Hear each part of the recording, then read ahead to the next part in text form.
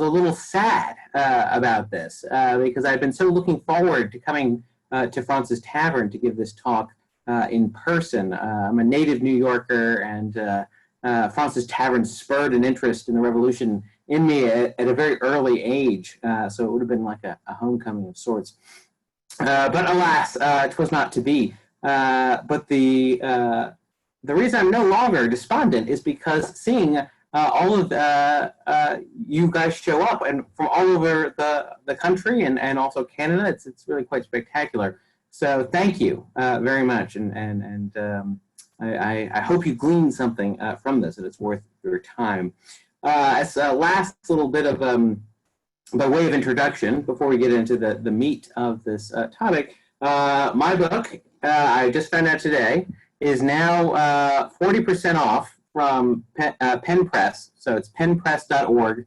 I have a promo code that I put at the end of my slides here. So you can go on Pen Press, and if you like what you see, you can buy this book for almost half off with free shipping. So cheaper than Amazon. Okay, well, with that out of the way, what the heck is this book about, right? Why am I here? In short, it's a study of how Americans treated their prisoners during the Revolutionary War. British prisoners, Hessians, as well as American loyalists. It's a sort of simple question, right? How did the revolutionaries treat their prisoners? And as I started this project over a decade ago now, I began with a simple premise. And that premise is that prisoners are problematic, right? They pose problems to those who capture them. It's really a perennial problem in the history of warfare. What do you do when your opponent stops fighting, right? What do you do when they surrender and beg for their lives? These were people who were trying to kill you, not moments before. So surrendering enemy combatants present a whole host of problems, right? With the simple question at first of, do you take prisoners, right? Why don't you just kill this person? Why would you even accept their surrender? Are these enemy prisoners entitled to their lives? That's a question different societies have come to different answers upon. If you do accept someone's surrender, what then, right? So now you've captured this person. What now? This is going to present an even more challenges, right? Who's going to feed this person? Who's going to clothe them, shelter them, etc.? Where are they going to be held? Who's going to guard them? How long do you keep them, right? Do you release them? It's a logistical nightmare and continues to be to this very day. And these questions, which are clearly pressing under normal circumstances, between two great powers, great belligerent powers engaged in warfare, become even more pressing when one side or both sides refuse to acknowledge the legitimacy of their opponents. So if you refuse to acknowledge that your opponent is an equal, right? If you see them as criminals, or if you see them as inferior and therefore not entitled to the same protections that you would offer an equal power. And we saw this most recently, and it continues to earn headlines from time to time with the, quote, global war on terror, right? Excuse me, that was my book. Global war on terror, right? So who are these guys? What is Al-Qaeda? Is it a terrorist organization? Are these terrorists or are they freedom fighters? Are they patriots or are criminals? If they're criminals, can you put them on trial? If they're prisoners of war, should they be released, exchanged? What do you do with these people? And it posed a real existential problem for the United States. Right? So we call them detainees because we can't make up our mind, right? We don't want to try them as criminals, but we don't want to release them either. What about a group that doesn't belong to a nation state, maybe like Al-Qaeda, right? Who is fighting for independence, an independence movement, right? Are these traitors to their government, or are they patriots trying to win their independence? What do you do with those prisoners? And that's really where my book comes in. In short, I ask, how did these guys deal with the problem, right? What did the founders do with their prisoners? And in fact, over the 8 years of war in North America, American forces captured over 17,000 British, Hessian, and armed loyalists over the course of that conflict. So what are you going to do with 17,000 people, right? And that number at times far exceeded the number of troops in the Continental Army, for instance. What are you going to do with them?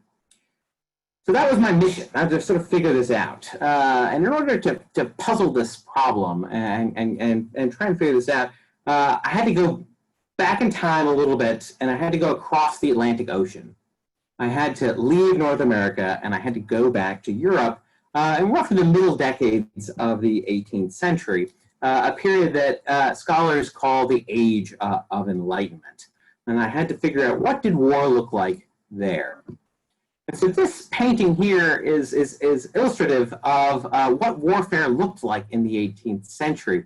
It's in fact a 19th century painting, but it captures the gaudy costumes of the opposing forces, the relative limited number of casualties, how close they are, the proximity of linear warfare, but most importantly for me, it captures the culture of war in Europe. In fact, the French officer in the foreground here, if you can see him, is actually asking the English officer opposing him if the English would like the honor of firing first. Right? Think about that.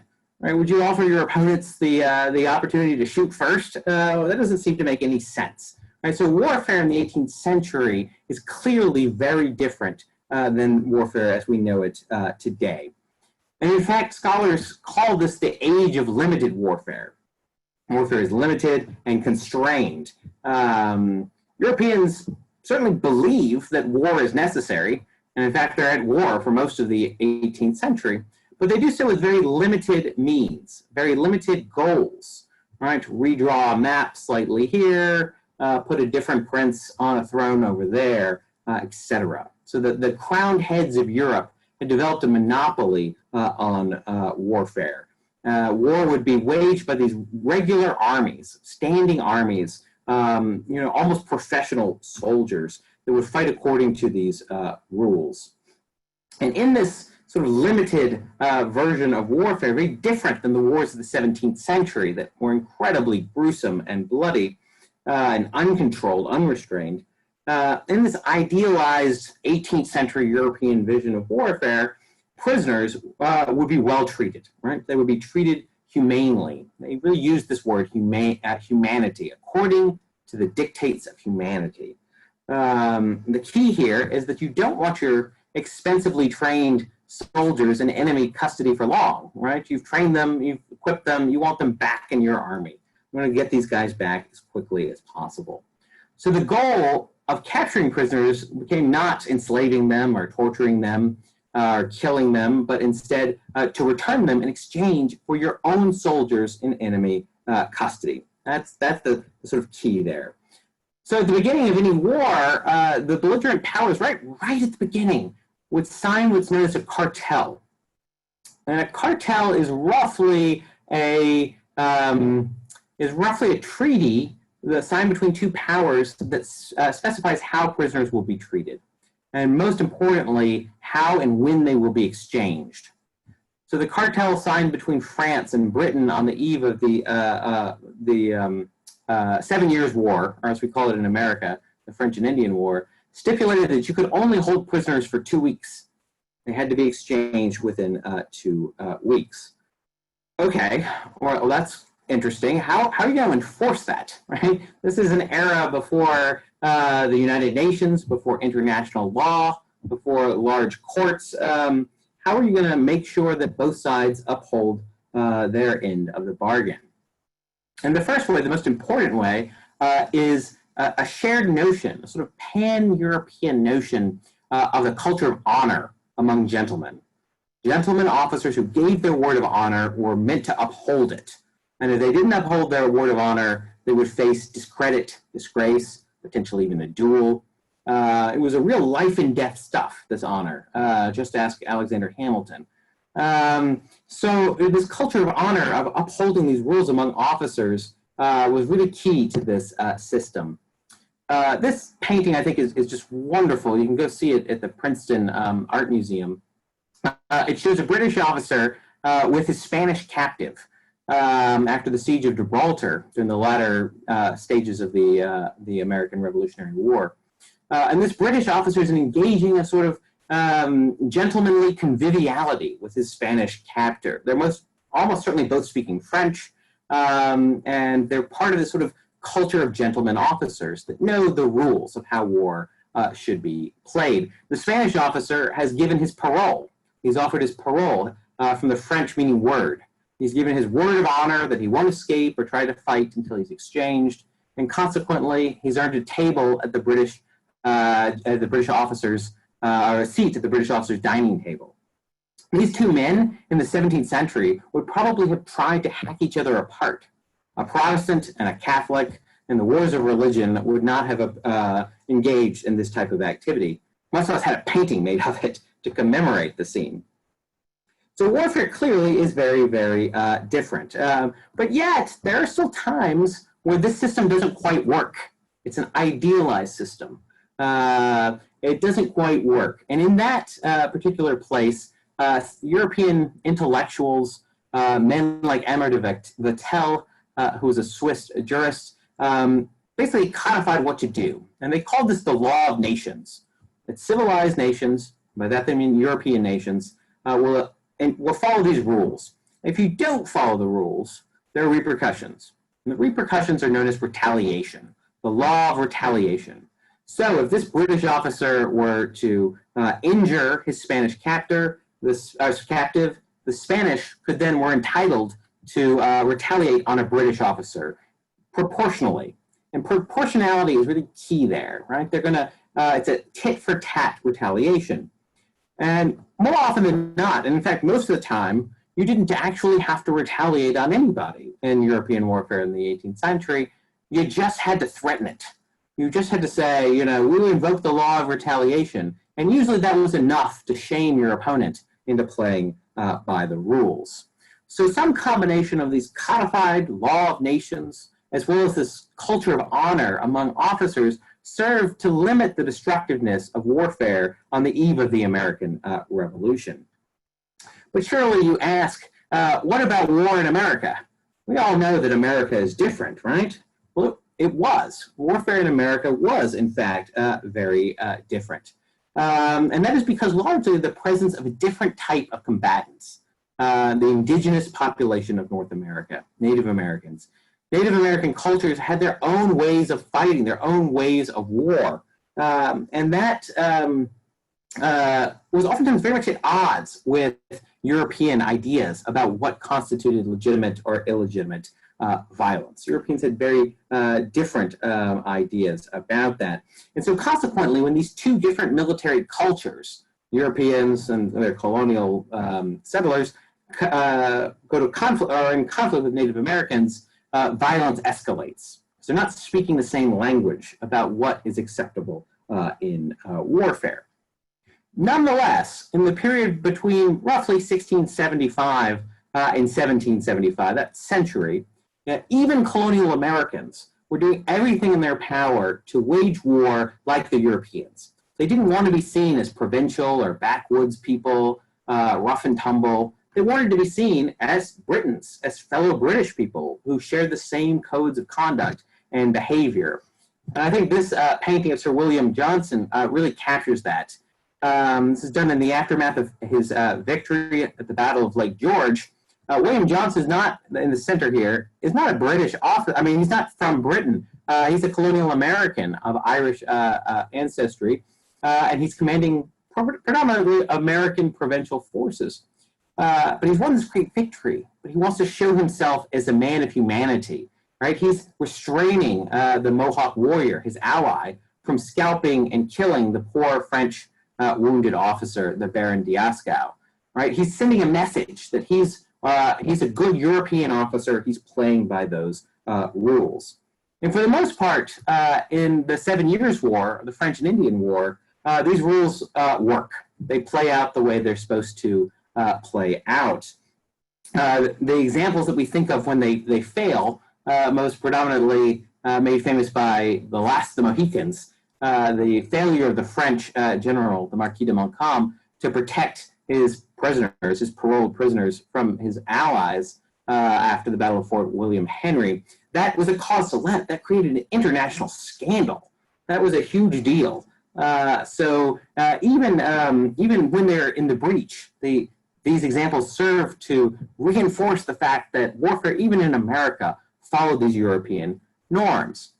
So it's really no surprise then when in the spring of 1775, when colonial Americans realized that the only way they're going to be able to prosecute their right by force, their disagreement with Parliament, the only way they're going to be able to get Parliament's attention is through force of arms. When they realize they're going to actually have to fight British soldiers, they think they know exactly how this war is going to be fought. They think that the British are going to have to play by these rules and it will look like a European war. Unfortunately for colonial Americans, it would not be. It would not be in large part because the British did not see Americans as legitimate adversaries. Right? They were not French or Prussian. They were not regular forces of a nation state. They, in fact, were traitors. They were rebels in arms against their king. And the punishment for treason in Britain was death by decapitation. All right? And that colored their vision of how this war would be fought. And in fact, the British Army of the 18th century had a long history of suppressing rebellions quite successfully and quite violently. And the key to this was a stick and carrot approach, not a carrot and stick. Right? The British Army would go into an area, execute rebels, destroy some of the civilian homes, burn crops, and then offer to pardon the survivors. That was the sort of way the British Army went about it. And that's going to color the way that they engage in North America. They maintain that you can't negotiate with traitors, right? You can't negotiate with these people. They have to be brought back to the side of law and order through violence and royal pardon. That's how they're going to do it.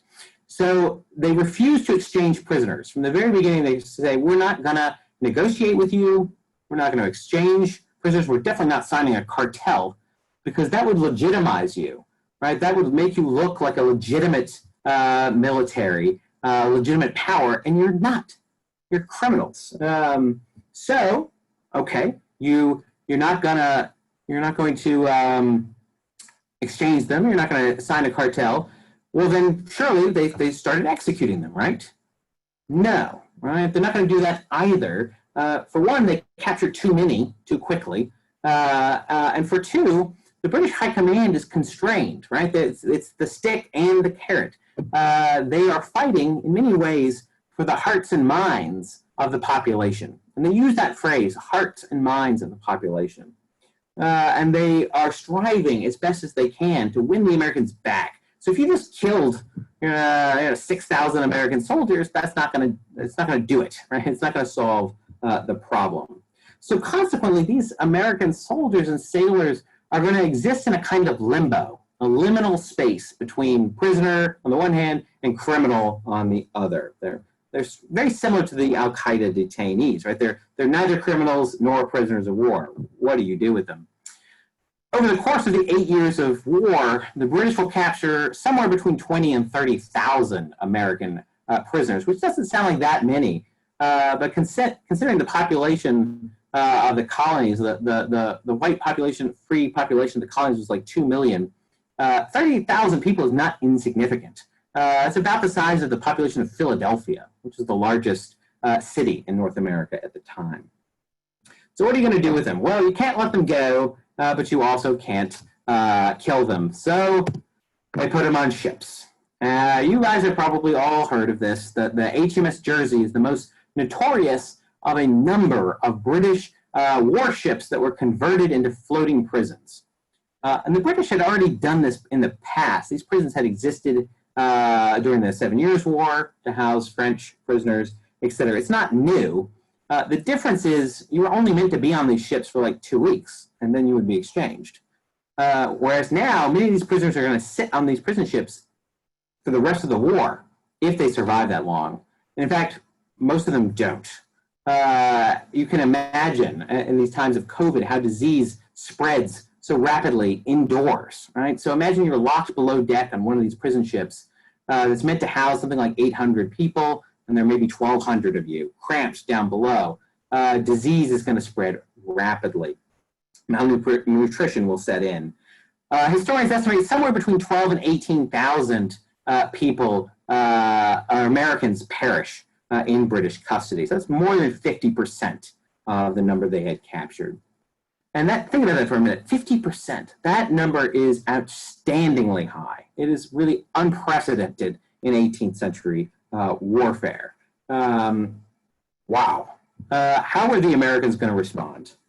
Right? From the beginning, the American leaders of the revolutionary movement are almost, I'm not going to say excited, but there's a little glee in their response, because now they've got it. They've got the evidence that the British are barbarians, that the British are cruel, that they're violating the laws of nations. And in fact, Americans are the truly civilized ones. So they're going to spread stories of the prison ships, of the horrors endured by American captives in all the newspapers, up and down and all around. And that's going to incite ordinary Americans, many of whom probably didn't want anything to do with this war. We have to remember that a significant percentage of the population, almost half probably, were what we call disaffected. They didn't have affection for the British or the Americans. They just wanted to stay out of it, just live their life. Well, now these people who were sort of on the fence are going to say, oh my gosh, if they can do that to those guys, what's keeping them from doing it to me? And they're going to be furious about that and demand retaliation. There's a huge popular outcry as ordinary Americans write the Continental Congress, they write George Washington, but most importantly, they write their local governments, their committees of safety. They write their assemblies saying, you've got to do something. You have to avenge these poor prisoners. Meanwhile, Congress, for their part, and General Washington are adamant that we do the opposite, right? No vengeance. We're going to contain this war. We're going to be legitimate. We're going to look like we're going to play by the rules. In fact, they get a copy of the Tell and read and annotate it. Say, okay, what do we do now? Okay, we do this. Because they want to be seen as a legitimate nation state after independence. They want to be taken seriously by the crowns of Europe, France, for instance. They want allies. So they're going to play by the rules. One Continental Army officer wrote, he said, General Washington intends to show the British that Americans are humane as well as brave. That's sort of the order of the day. And Washington gets this opportunity fairly early in the war. Christmas 1776, he captures a brigade of Hessian troops at Trenton, 900 or so. He could have put these men on prison ships and done the same thing the British were doing, but no, he orders his officers and soldiers to treat them with humanity. He sends them to the backcountry of Pennsylvania, where the Hessians are actually able to rent out their labor to farmers. So they'll go live with a farmer and get paid wages to work instead of being cooped up in a jail cell or on a prison ship. This actually is a really good idea, because a lot of these Hessians end up deserting, and many of them will actually join the Continental Army. So Washington's plan sort of works.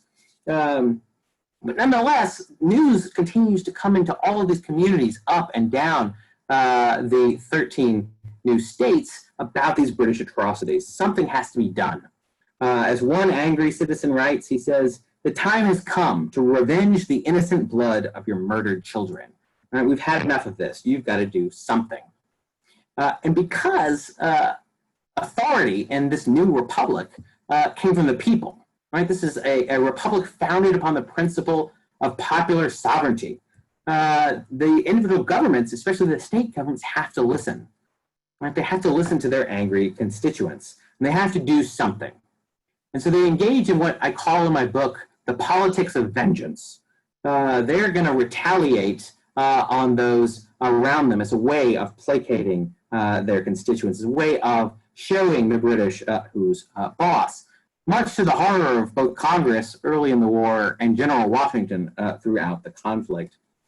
These states are going to retaliate first and foremost on people close at hand, right? Not just British soldiers, but in fact, American loyalists, who after the 4th of July, 1776, are no longer good Americans. They're in fact traitors, right? If you support your king after independence, you're a traitor. If you take up arms to support your king, you're a rebel and a traitor to be punished. And all 13 states will pass severe laws persecuting loyalists. In fact, loyalism, active loyalism, becomes a capital crime in all 13 states. So if you were an active loyalist and you get captured, even if you're in uniform, right, you will be turned over to the state government, put on trial, and depending on the state and depending on the time, very likely hanged. If not, you'll certainly be imprisoned, have your property confiscated, etc. 5 of the 13 states actually create floating prisons, their own prison ships, to mimic the British.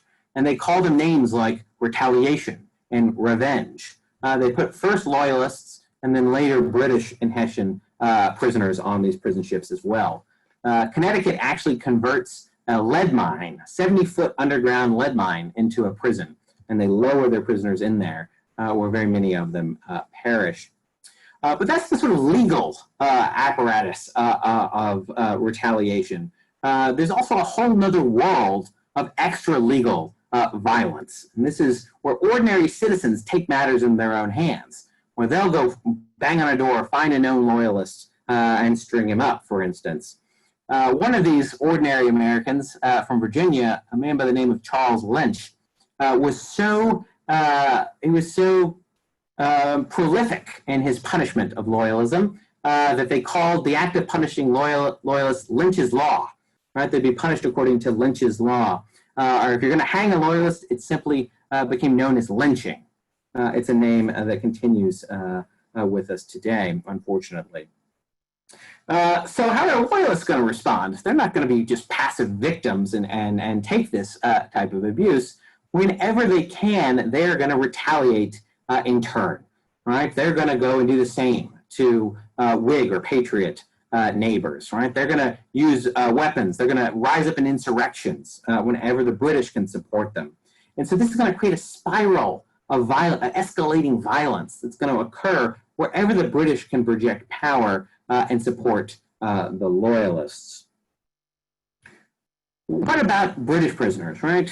We still have these Americans sitting on these prison ships. The states are punishing loyalists, but there needs to be a grand act. We need to convince the British that they're wrong-headed on this and they need to change their nasty British ways.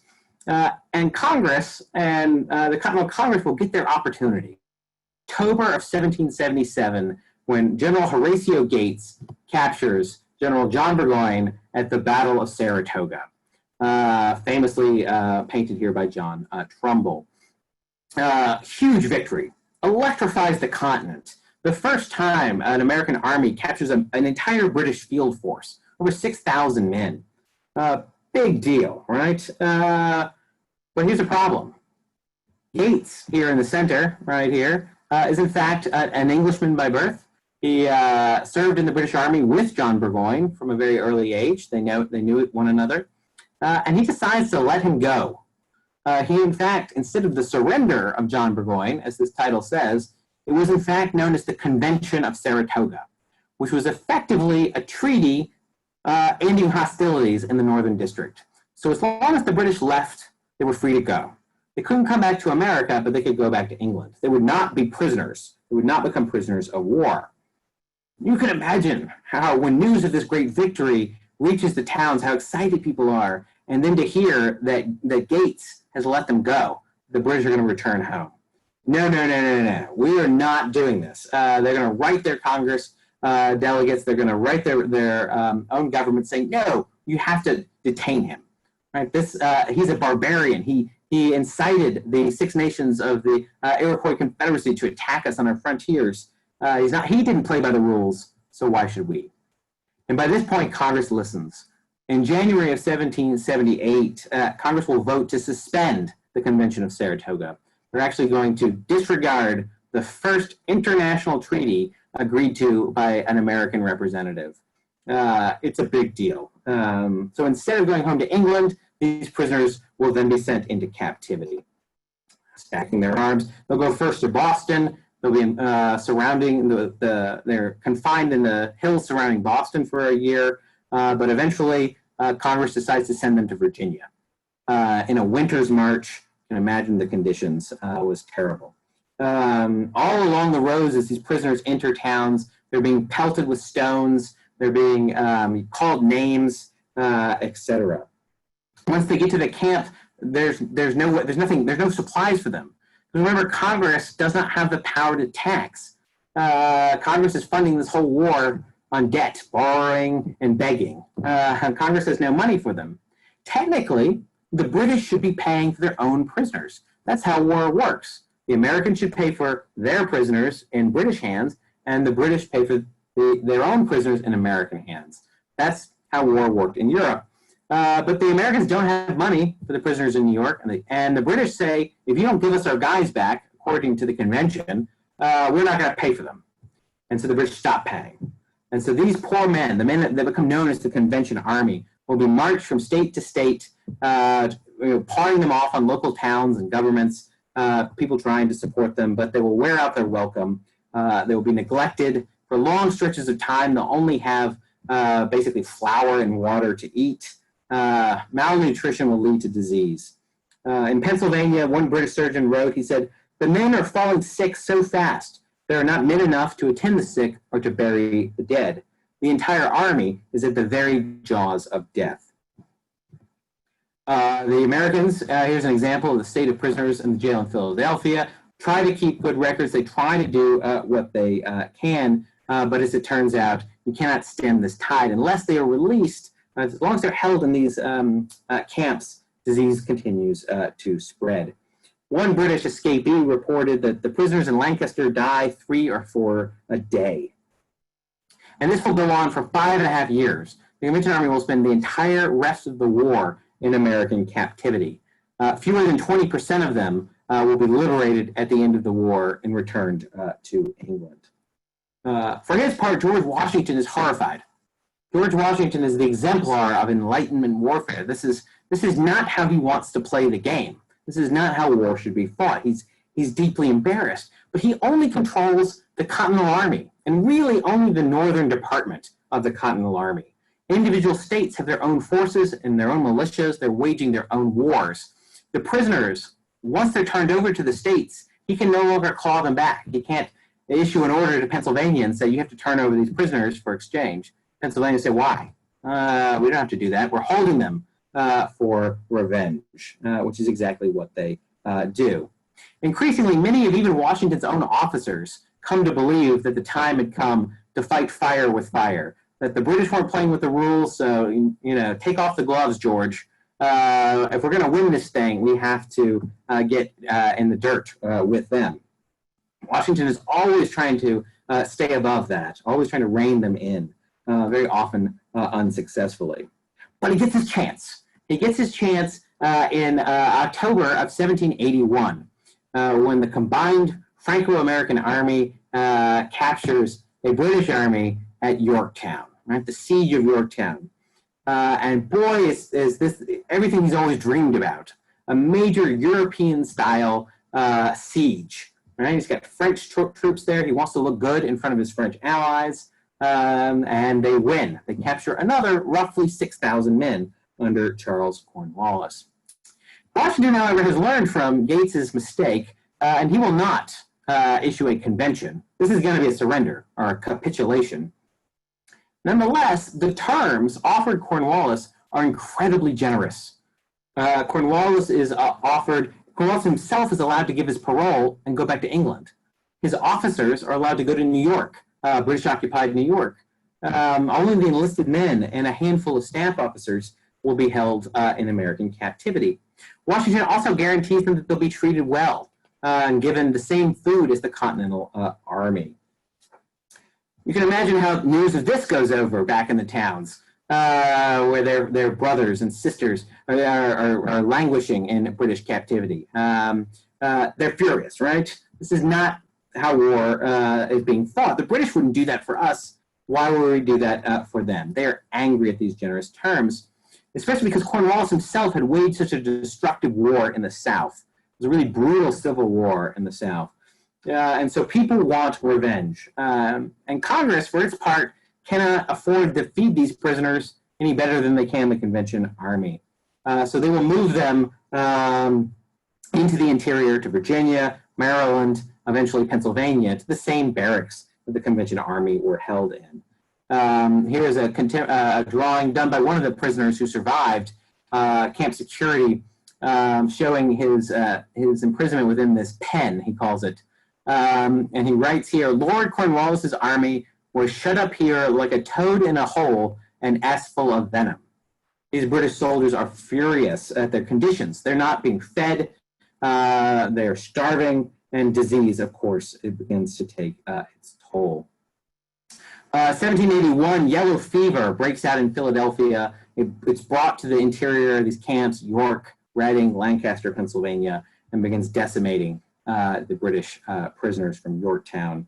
Through survival, we have pretty good records for the Yorktown prisoners, and the mortality rate there was over 30%. So not quite as high as British-occupied New York prison ships, but still incredibly high by 18th century standards. In fact, it's even slightly higher than that endured by Union Army prisoners during the Civil War at the notorious Confederate prison camp Andersonville. And so we don't have any pictures, we don't have any photographs of what starvation and disease does to the human body during the American Revolution, but this is what it looks like in the Civil War. It's not a pretty sight. So you can imagine similar circumstances developing in these prison camps of Pennsylvania. Washington, for his part, again, is deeply embarrassed. He writes the British commander. The British commander at this point, by 1782, is willing to negotiate. The British say, okay, Parliament says we can negotiate with you. We can create a limited cartel for exchange. And Washington says, no, Congress won't let me do it. We're holding these guys until you recognize the independence of the United States. Until that happens, we have to hold these prisoners. So prisoners on both sides suffer, both Americans and Britons, for the remainder of the war, until the Treaty of Paris is ratified by Congress in 1783. Only then are the prisoners finally released. Here is an image done by an American artist of the American prisoners on board the Jersey. You can see the sort of sunken countenances on the hunger and misery that these prisoners suffer in captivity. For their part, the British, their pension applications after the war, the survivors, they read like a laundry list of misery and woe. They describe their treatment as utterly horrendous in American hands. These are just a few examples here. 3 years, much maltreated, was one of the causes being his health being so much affected. Many of these prisoners end up dying once they get back to New York or back to Britain. They were too weakened by disease and starvation to actually make it back to England. One prisoner who does survive writes in his diary, he says, the treatment of prisoners in general during the American War was harsh, severe, and in many instances inhuman. Wow, that's a lot. What do we make of this? What do we make of this doleful story of distress, as one prisoner wrote? How does this make us rethink the American Revolution? For one, I think it forces us to confront an uncomfortable reality, and that is that the American Revolution was much more tragic than our heroic and triumphalist national narratives would lead us to believe. Other scholars have emphasized this as well, that the American Revolution was not only a civil war within the British Empire, pitting British Americans against metropolitan Britons, but it was also an American civil war that tore families apart, tore communities apart. It was bloody, contradictory, and divisive. And too often, I think, we forget that side of the story. We have a sort of polished vision of it. But perhaps more importantly, the experience of these prisoners, their captivity experiences, I think it demonstrates that America's commitment to the restraint of wartime violence, right, that initial resolve that we're going to be humane as well as brave, we're going to play by these rules, that commitment was fragile. It was complicated and then eroded by the experience of the war itself. So in short, I think, and you guys can help me with this, I think we have to stop talking about a pretty American Revolution and the war for independence, and we have to start talking about the American Revolutionary War. Because this war was, in fact, revolutionary. It was unlike anything people had ever seen before. It was a conflict every bit as revolutionary in its character as subsequent European revolutions. So while the American Revolution did not devolve into the same sort of organized and systemic terror that the French Revolution did, and you can read my book to see why, it could have, and in many places it did, on a smaller scale. The external enemies combined with the internal enemies of the loyalists served to create this spiral of violence that got out of hand. By percentage of the population, far more people were displaced and exiled, lost their homes, lost all of their property by the American Revolution than the French Revolution. More people lost their property and had to flee. In locations where the British threat was real, around New York, British-occupied New York, but also in the South, especially later in the war witnessed exceedingly high levels of this revengeful violence. So therefore, I think, much like the French Revolution, revolutionary political change in America, going from a monarchy to creating a republic, catalyzed the democratization of warfare. Right? So ordinary people who would not have had a say in how war was conducted in Royal America are now playing an active part. And that is tied directly to the escalation of this war's violence. Prisoners on both sides will suffer. So from the vantage point of these prisoners, the American Revolution looks more like a cautionary tale than an inspirational one. In my book, it implores us, we must emulate the aspirations of the revolutionaries, what they said, not what they did, not their actions. We can do better. We must do better. Thank you very much. I look forward to your questions. I have here the website where you can order the book, as well as the discount code for 40%. Thank you so much. I appreciate your patience. That was great. Thank you so much. So now I'm going to turn it over to Mary, who will be moderating. So if you have a question, drop it into the chat and make sure it's being sent to everyone so that she can see it. All right, I'm going to go through the questions. I see one from Ambrose that said, how would you compare the treatment of the convention army in Charlottesville with the American prisoners held on a prison ship in the Jersey? It's a very good question.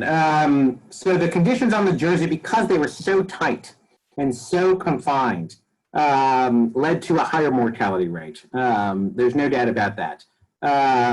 Nonetheless, the conditions in Charlottesville are evocative of that type of confinement, right? These prisoners are stuck. They're fenced in for the most part, and they are deprived of food, deprived of medicine, deprived of fresh clothes, and all of this done largely to assert Congress's jurisdiction over them, and their refusal to negotiate, or the Crown's refusal to negotiate with them. So in that way, the reason they're being held is in some ways rather similar, but certainly the conditions on the prison ship would be worse. Okay. The estimated amount of deaths on the Jersey was relatively high, correct? Yes, yeah. So, I mean, historians disagree. Howard Peckham puts the number at about 7,500. More recently, Edwin Burroughs has suggested it may be as high as 18,000, which would be an enormous number. That's a very large jump from 1,700. From 7,000. Yeah, 7,500 to. That's a big jump. Indeed. Ken Myers asked, what was the fate of Native Americans on both sides of the Revolutionary War? Oh, it's a wonderful question. So both sides at the beginning of this conflict sought to recruit indigenous people. Right? The British Army had experience with Native Americans in the past war. They knew the power of the Native American nations as a tool of counter-revolution. And so from the very beginning, both sides are trying to do that. The British offer a better deal, quite frankly, because it had been the British that were keeping the Americans out of native land west of the Appalachian Mountains. It was the British Army that was protecting Native Americans in the run-up to the American Revolution. And so they don't pose the same threat. So the British are a natural ally. Plus, the British have more stuff. They've got more weapons and gunpowder and other gifts to give and recruit Native Americans. So consequently, from the very beginning, the revolutionaries are going to associate Native Americans with British barbarity. So they're going to say, look at the British. They're using these barbarians as their allies. That means the British are also savages. And they're going to use this sort of racialized language to describe both the British and Native Americans.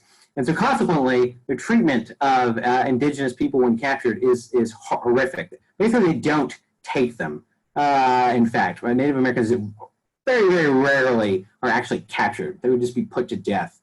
In fact, when General Washington sends General Sullivan into Iroquois in 1779, Western New York, he uses the language of extirpation, right? Exterminate them. All right, we want them all gone.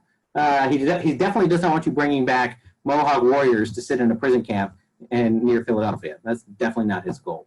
So the treatment of Native Americans, in many ways, parallels the way colonials treated Native Americans in prior conflicts, dating all the way back to the 17th century. You had mentioned earlier that it was the responsibility of the opposite army to take care of anybody who was in their, as a prisoner in their ownership. What was the average cost per officer, per soldier? Did it get higher as you got somebody in a higher rank?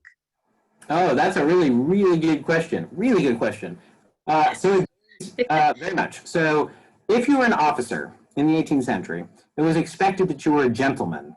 That means that you did not work with your hands. So you lived off of your land, basically rents paid to you. You were independent, in that way independent of pecuniary issues. So it was assumed that you had money.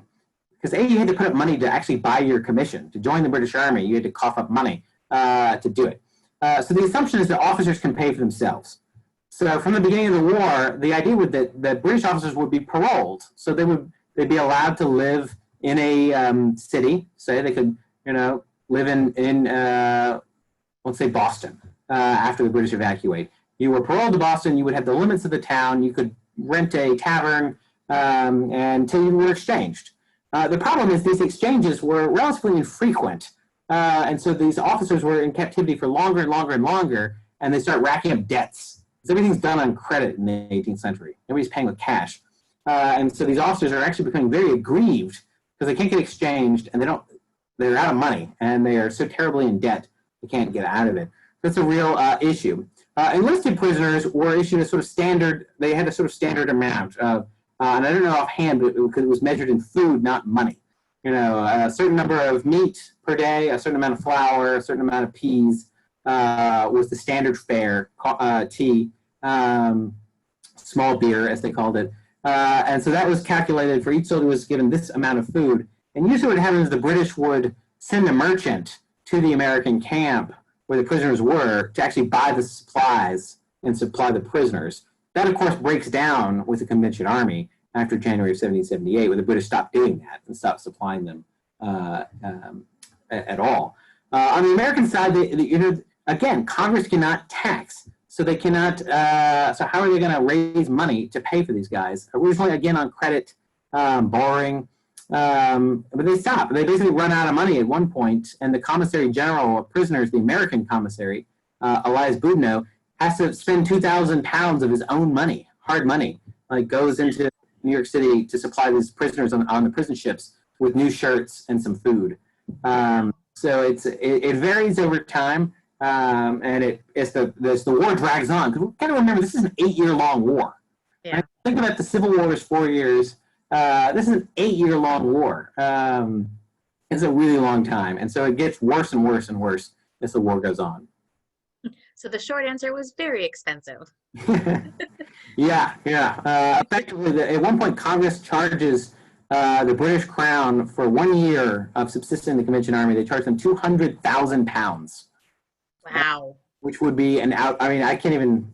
I don't know what that would convert to today, but probably billions of dollars. Yeah, I'd say close to a bill. Yeah, My yeah. math is not working in my head tonight, but that's got to be Parliament does not pay. it. I see a couple of questions about Black prisoners. So Stephen had asked, how were the Black prisoners treated compared to the white prisoners on both sides? And especially because the British had put out Dunsmore's proclamation, basically calling upon enslaved people to fight for their freedom. So what was typically the process with them? Were they treated just as badly as Native Americans? How were they respected? Did they get the same kind of parole?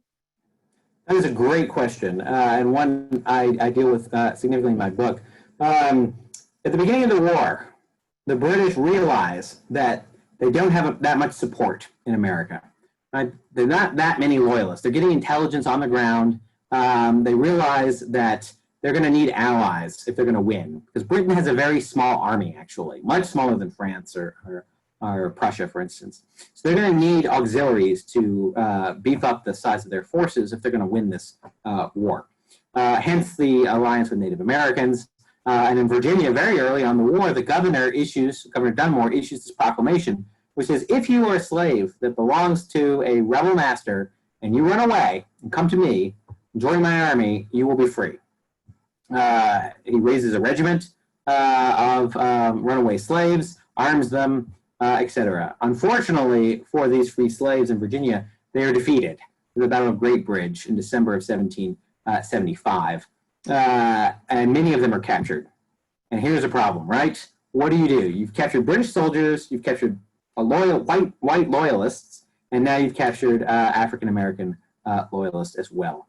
Initially, the legislature of Virginia, initially, the Virginia soldiers, the militia, want to kill them. They are so outraged, like slaves in arms.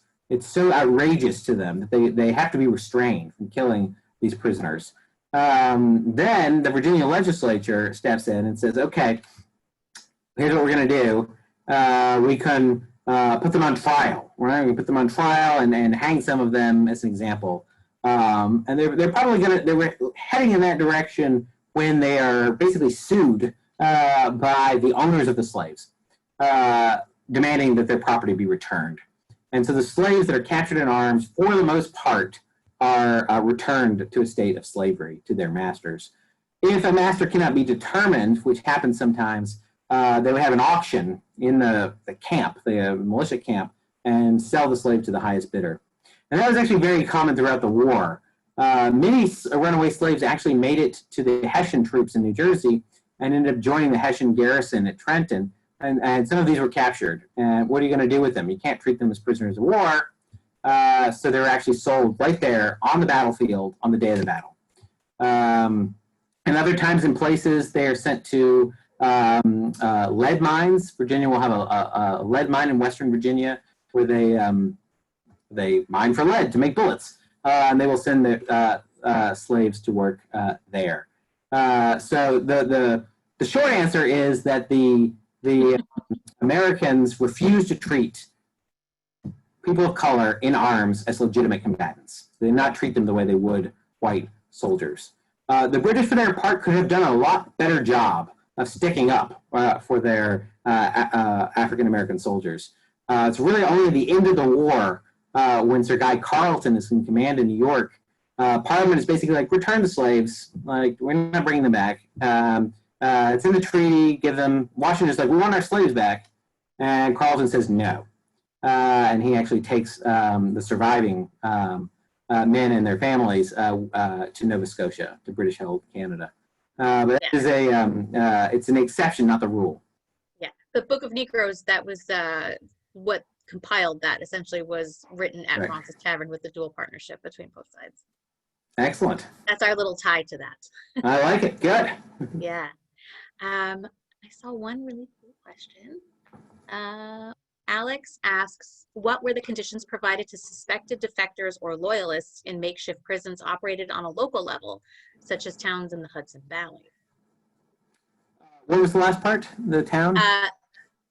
What were the conditions provided to suspected defectors or loyalists in makeshift prisons operated on a local level, such as the ones in Hudson Valley? Okay, good. So the first question is defectors. So if you're a defector, if you're a revolutionary, let's say you're, and you desert the Continental Army, and you are later captured in British uniform, which people switch back and forth actually at a surprising rate throughout the Revolution. People's loyalties could be very malleable depending on which army was closest. If you were captured, you would be court-martialed and very often shot. Washington did reprieve a lot of deserters, but he also believed, he was a stern man, George, and he believed you had to show an example to stem the tide of desertion. So that's the sort of defector or deserter. Loyalists is a different issue, and it's a tricky issue because what if you didn't take the oath? So all these states have oaths after 4 July 1776, oaths of allegiance. Well, if you didn't take the oath, right? You've only taken an oath to the king. You've never taken an oath. Are you a traitor? And basically, for the sake of ease, Congress comes down on the fact that loyalists are the state's problem. Right? Congress, we don't want to deal with loyalists. If we capture loyalists, Washington captures loyalist troops, we're going to turn them over to the states to be tried by the states. And there are several different categories of offense. One is misprision of treason, where basically you've said something, you've said "God save the king" or something, and that's treason. So we can try you for that. And then there's actual treason, like I took a gun and joined the British Army, and shot at Americans. Clear treason. All right. So and it varied, and place to place, what punishments would be for them. More often than not, Americans are actually a little skittish of hanging people for treason. There's a new book on Philadelphia that's really quite good that shows all the treason trials. There were quite a few, and the juries, more times than not, the juries would acquit the individual rather than hang them. If the choice was hang loyalists or acquit, they would acquit them, and that's largely because this sort of issue, it's a sticky issue, right? Are you really a traitor if you never swore allegiance to the state? Right? If you left, if you were in exile and you get captured, are you really a traitor? What if the British were to capture me?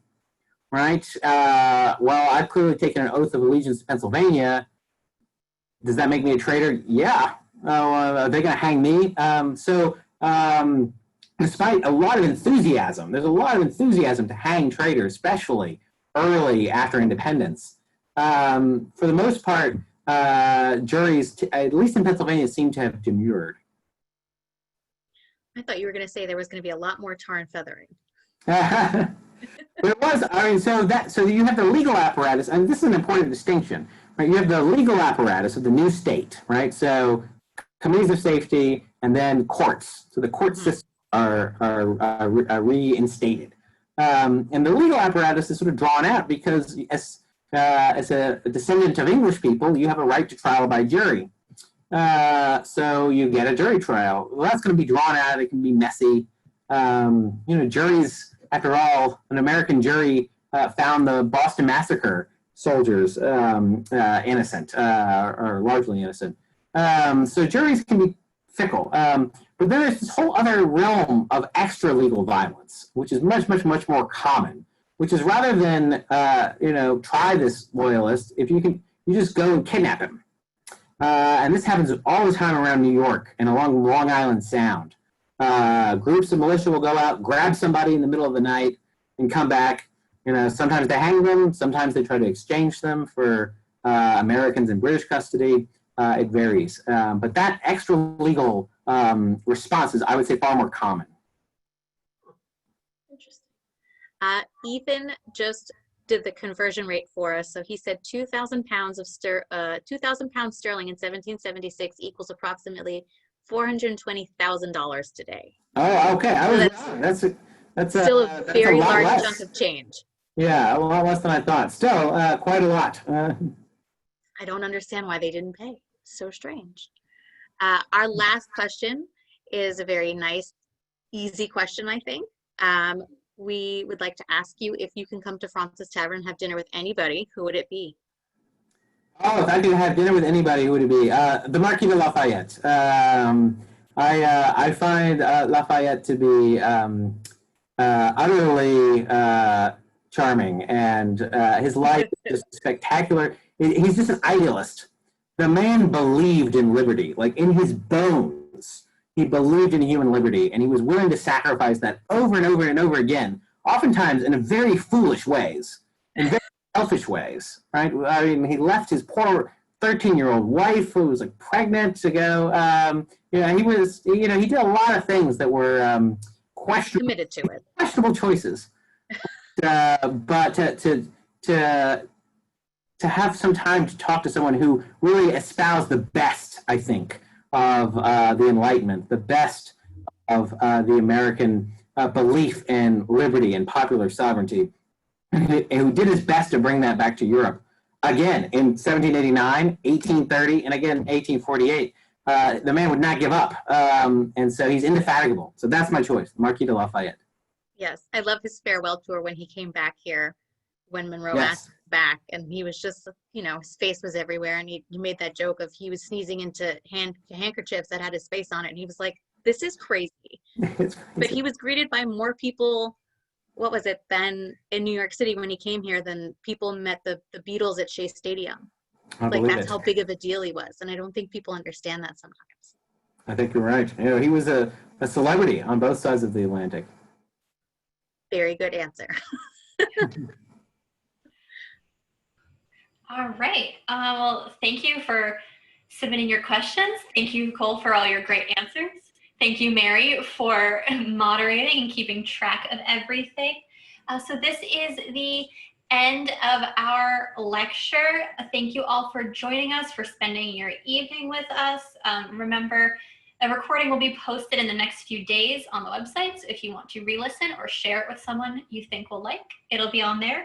Thank you to those of you who have donated. Your donations are helping us keep the museum going while we can't be in the actual building, helping us keep all of our programming and our mission of sharing the American Revolutionary era with everyone. Any amount is greatly appreciated, so thank you all for that. Right, that's it for us, I guess. So have a wonderful rest of your evening, and hopefully we will see you again. You can check our website or join our mailing list to stay on top of all of our virtual lectures. All right.